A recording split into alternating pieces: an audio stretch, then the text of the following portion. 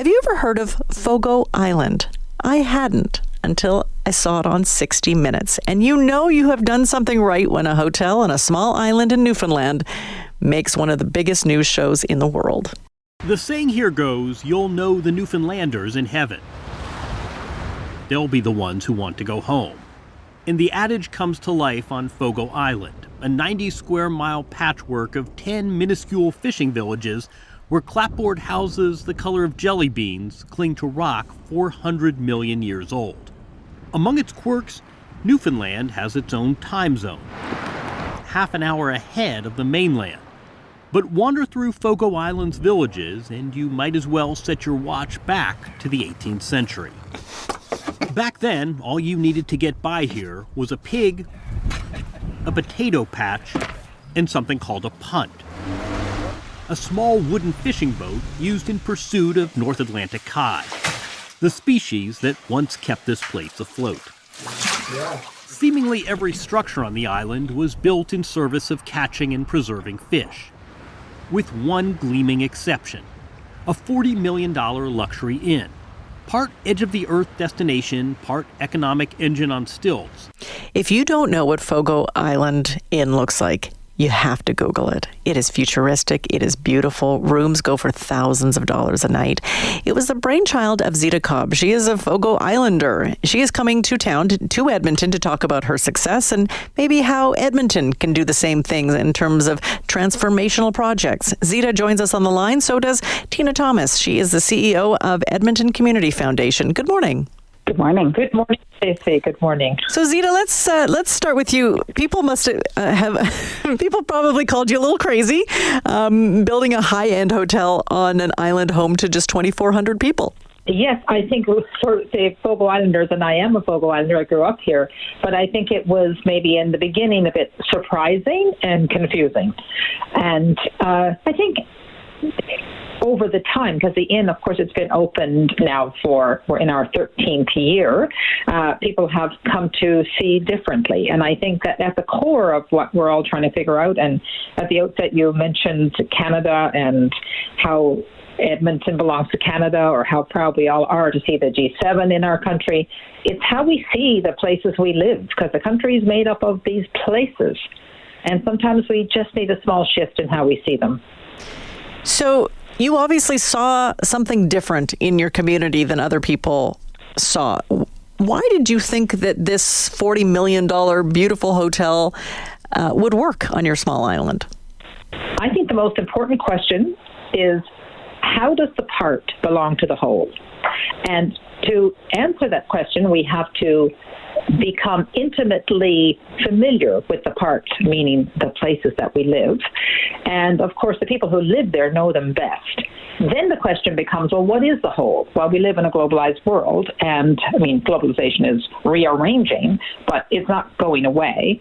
And so how do we build communities where we live that are underpinned by economies that participate in the broader picture of the region or of the country or of the world? So when I look at Fogo Island, and I know it well, I'm an 8th generation Fogo Islander, and I come at it with this knowledge I have of the big world, because my career was out in the big world. All I can see when I look here are assets, assets, assets. I think communities, and like Edmonton, absolutely we have a tyranny of assets. And I think if we have a Canadian challenge that we maybe all share, maybe it's in the water in Canada, I'm not sure, is how do we work with those assets to build economies and businesses that are relevant and resonate in markets beyond where we're standing at this moment. And I think because I had the career I had, because I grew up here with this deep love and knowledge of place, I was, I just had the right experience to be able to see it and do it. How has this changed your community besides having Hollywood stars walking down the streets of Fogo Island? How has this changed your, before, 13 years ago, it was a predominantly fishing community. How have you seen the transformation? Well, it certainly put another leg on the economy of the island and, grown its economy. I also think it's changed how we see ourselves. We see ourselves as a part of the world, and we are.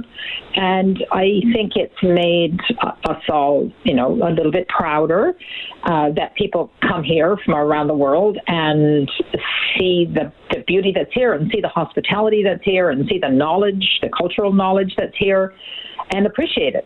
And I mean, what doesn't feel good about somebody else appreciating your assets and what you have? And I think for our young people, it gives a different sense of the future. This is, in a way, you could say this. It's like an 18th century fishing village, like the fellow was saying on 60 Minutes. But we're contemporary people. We live in a contemporary time, and I think some of the big questions that we humans are trying to answer will come from surprising places. Tina, why did you want Zita to come to town to spread her message? Do we see and do we appreciate our assets here in Edmonton? I think it's more that because the Edmonton Community Foundation is a locally based community foundation, so our interest is in making Edmonton a better place for our citizens now and for generations. And so when I think about Zita's story, it shows how community-based economic development really can change the trajectory or the future of a city, or community. And I think that's a lesson that we can all learn from. Zita used her knowledge, her skills, and her ability to rally people to make the changes she wanted to see. She didn't wait for government intervention. She didn't wait for other things to fall in place for her. And I think that, again, that's a lesson I think that's important for us to see, because there's lots of things that are happening in our city that could be viewed as challenges. And I think there's an opportunity for philanthropy, charity, business, citizens to think together on what can we do to build the city we want. So I love Zita's message about assets and how assets can be used to develop a community. I heard this great phrase recently when I was at a conference, and it talked about us living in a society and not an economy. So we talk a lot about the economy, but the economy is there to build the city and the place that we want to live in. And Zita's message about how she really revived what was happening in Fogo Island and used community assets to do that resonated a lot with me. And I loved how what you said, Zita, about the youth seeing the possibilities and not seeing just a fishing village and being stuck in that. Not that there's anything wrong with that, but just seeing what it can be. And you can't miss your inn when you are on Fogo Island. Tina, have we seen transformational projects like Zita in the province, or specifically the Edmonton area, that we can sort of look and say, hey, here's our own example, maybe not on the same scale? Yeah, it's a good question. I think we see people trying to do these things. So there's a lot of conversation right now about what's happening downtown, for example. And joining Zita next week will be Mary Rowe, who's from the Canadian Urban Institute. So I think there's a lot of interest. There's a lot of momentum, and people really are understanding that we have to build the city we want. So that's inspirational for me, and I think that a community foundation can be part of that. And I think thinking about how we again bring the assets of donors and philanthropists, government and citizens together to see where the opportunities can be and start putting funding and time and energy towards them is the direction we're going in. And so there's momentum in the city right now, and I hope that Zita's talk is another part to ignite that interest. Zita, what does a community need to do to ignite something, maybe not on the scale as the Fogo Island Inn, but what can other communities do to emulate what you've done? Because your venture is studied by people all over the world. I want to just add, Stacey, to what Tina just said around the assets and focusing on assets. And I don't know Edmonton really well, but my goodness, you have an impressive Wikipedia page, I have to say. But anyway, and I've been to Edmonton a few times, and I lived in Calgary, but my sense of the city, and I'm going to know more after I've been there next week, you have a lot of assets. for a city of just over 1 million people, or maybe 1.5 million in the region, but a huge number of assets that would be the envy of many other places. And I think the key ignition factor is the one where we figure out in a place, whether it's Edmonton or Fogo Island, is the word that Tina used, which is together. Who are the we here? Who's here?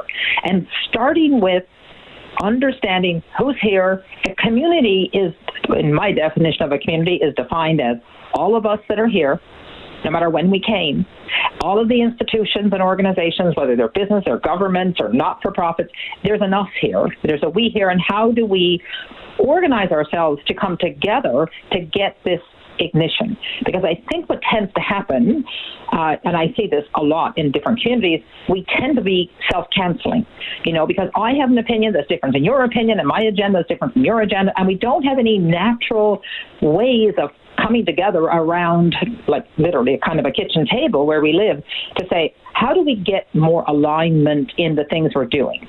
And I'm sure, without having met too many Edmontonians, that there are people who you are people that love your community. Mm-hmm. So how can the sum of what everyone's doing add up to ignition?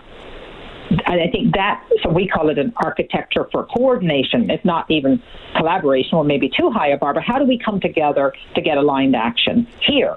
And maybe Edmonton doesn't need some globally noticed project. I don't know. This is for people of Edmonton to figure out, but you surely have a lot of caring and great organizations around that table to get ignition. Well, we've got a big mall, Zita. Definitely. I'm sure you read about that in the Wikipedia page. Thanks so much for joining us. I do actually have a piece of Fogo Island in my fridge. I have some of your mustard, your kelp mustard, in my fridge. It's delicious. So thanks so much for joining us. And of course, you will be coming to Edmonton.